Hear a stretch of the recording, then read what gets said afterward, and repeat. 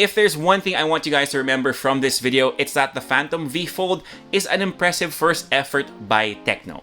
What's happening, YouTube? If you're new here, welcome to the channel. My name is Jamie, aka Tito Jeyms, and I'm here to talk about the Tecno Phantom V Fold that I've had the privilege of trying out for more than a week. Before anything else, let's get pricing out of the way to give this video a bit more context. The Tecno Phantom V Fold has been priced at 60,000 pesos here in the Philippines. But what does that 60,000 pesos actually get you? In terms of being a device bearing the Fold name, it does look the part, but it is a bit behind in terms of overall design and engineering. Now, what do I mean by that? I don't mean that it looks bad, I actually like its overall look, but it reminds me of when the first batch of foldables came out in terms of thickness and, more importantly, its weight. Now, I'm gonna speak Tagalog just to really emphasize a point here, pero malalaglag talaga yung shorts ko dito kung hindi siya nakatali ng maayos. It weighs in at 379.5 grams, which is pretty much equivalent to having two phones in your pocket. It's also one of the thickest folds that I've tried out in 2023, so if you're looking to get this device, be sure to take that into consideration. And make sure you tie your shorts properly. Now, I do appreciate that the brand did use recycled plastic on the back because every bit counts, as they say, but you are going to spend most of the time covering this with its included case. Now, one thing that I absolutely love about that case is that it has a built-in kickstand, which can be used when you're watching videos or when you have a quick call with a client, keeping your hands free if you need to take down some notes. I mentioned earlier that the Phantom V Fold reminds me of earlier versions of this device, foldables. Unfortunately, that also translates or applies to the Hinge, because you can feel the hinge adjust slightly when you're holding it in your hands. Now, I'm sure the folks over at Tecno tested this to make sure it holds up to everyday use, but it just doesn't inspire the same confidence as other players who have more experience with foldable phones. Moving on to the screens, which in my opinion really hit the mark, but let's start off by talking about the main display.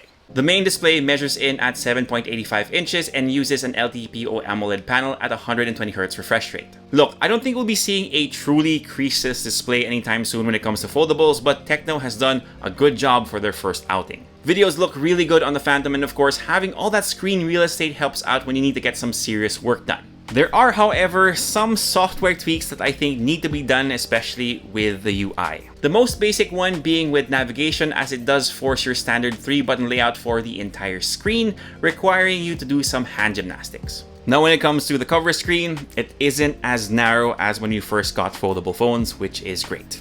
Which means that you can easily answer messages or quickly check your feed without having to unfold the device. It measures in at 6.42 inches, also uses an LTPO AMOLED display at 120Hz refresh rate. So like I said, it pretty much checks all the marks. Now, jumping into the performance side of things, the Tecno Phantom V Fold is powered by a MediaTek Dimensity 9000 Plus processor with 12GB of RAM and 512GB of internal storage. MediaTek has been doing a fantastic job as of late, and that shows up with this device. It handled everything I threw at it with ease. Even having multiple apps on screen was a cakewalk for the V Fold.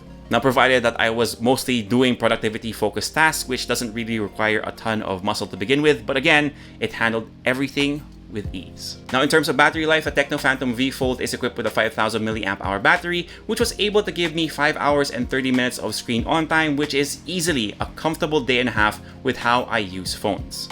Now, charging is limited to 45 watts, which isn't the fastest, but can top up the phone in about an hour, which is pretty good. Lastly, let's talk about the triple camera setup of the Phantom V Fold, which consists of a 50-megapixel main camera, a 50-megapixel telephoto, and a 13-megapixel ultra-wide.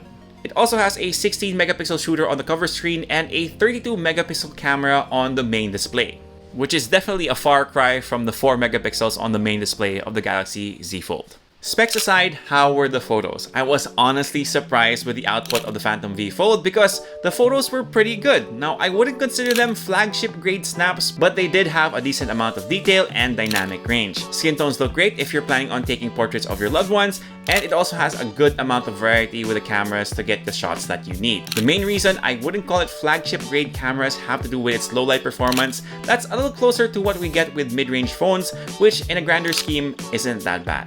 Overall, the Phantom V Fold is a fantastic first effort by Tecno because this is their first foldable phone. Now, I wasn't expecting them to get everything right on their first go, but they did check a lot of boxes, and I'm pretty sure that they'll learn more from the feedback that reviewers and people that managed to get their hands on this have to say.